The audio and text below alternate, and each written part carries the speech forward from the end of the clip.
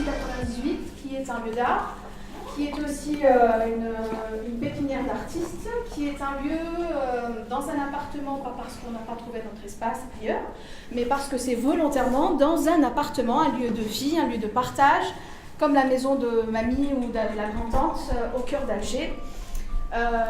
C'est un lieu où on expose des artistes, où on reçoit des artistes en résidence. C'est aussi le lieu qui est porté par Brocard. Si on devait définir In-Community en une seule phrase, comme on dit aux startups, la pitchline, ça serait la conjugaison ou le regroupement de plusieurs bonnes volontés. Ces volontés viennent de game changer, de change maker, des entrepreneurs, des artistes et d'autres personnes qui portent de nouveaux métiers. Ces métiers-là, on essaie de les créer aujourd'hui chez nous. Et pour pouvoir le faire, on a essayé aussi de s'inspirer.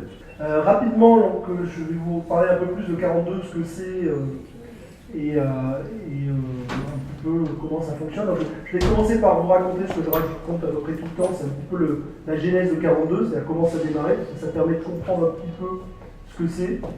Donc moi, avant 42, je dirigeais une autre école qui s'appelle Epitech, qui est une école privée qui marchait très bien en France, qui forme depuis maintenant presque 20 ans des informaticiens. Il y en a un peu partout dans le monde, il y a 10 000 anciens, donc il y en a un peu partout dans le monde. Pour donner des ordres d'idées, on a à peu près 800 entreprises qui ont été créées par les anciens. Celle qui marche le mieux, c'est Docker, qui vaut 1,5 milliard. Mais il y en a plusieurs qui valent plus de 500 millions. Donc on a une très grande réussite.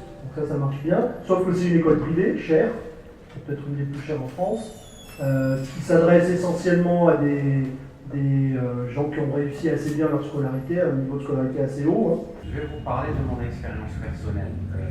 Je suis actuellement de passage à Alger pour une mission très très spécifique qui est celle de bousculer avec tendresse l'écosystème algérien. Je vais vous dire pourquoi avec tendresse. Quand on parle en 2014-2013, en 2012, j'ai rejoint l'Université de la Singularité, qui à l'époque était une université extrêmement atypique, une université de Google. J'y ai travaillé pendant plusieurs années à San Francisco et une de mes tâches était de l'implanter dans le monde francophone, des pays qui parlent en français, notamment la France, la Suisse, le Québec, l'Afrique du Nord et l'Afrique de l'Ouest.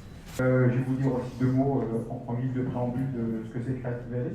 Creative Valley, c'est un vieux projet, c'est un projet qu'on avait lancé il y a bien des années quand Nicolas dirigeait l'école Epitech. Et il est parti d'un constat simple, c'est-à-dire qu'on se rendait compte que nos étudiants d'Epitech, quand ils bossaient ensemble sur des projets, on avait une très bonne institution qui s'appelait les Epitech Innovative Project, quand ils étaient que entre eux, on s'ennuyait pas mal au jeu. C'était toujours la même histoire. Donc chaque année, on avait une bouilloire qui tournait sous Linux. Chaque année, on avait des jeux vidéo qui se ressemblaient pas mal, donc c'était... voilà. Il ne faut pas non plus qu'on oublie l'esprit d'In-Community, parce qu'on le dit à chaque fois, on le répète, In-Community c'est d'abord prendre un café et discuter. Donc, je sais que vous avez des centaines de milliers de questions. Je vous invite à les poser à Nicolas, Yann, Zaki et toutes les autres personnes, et autour d'un café, et surtout, les choux iraniens, parce que là on voyage en Iran, que Zarine Hasnawi de Kouchoulou, j'espère que je prononce bien, nous a généreusement offert. Et merci encore une fois, avant qu'on se café.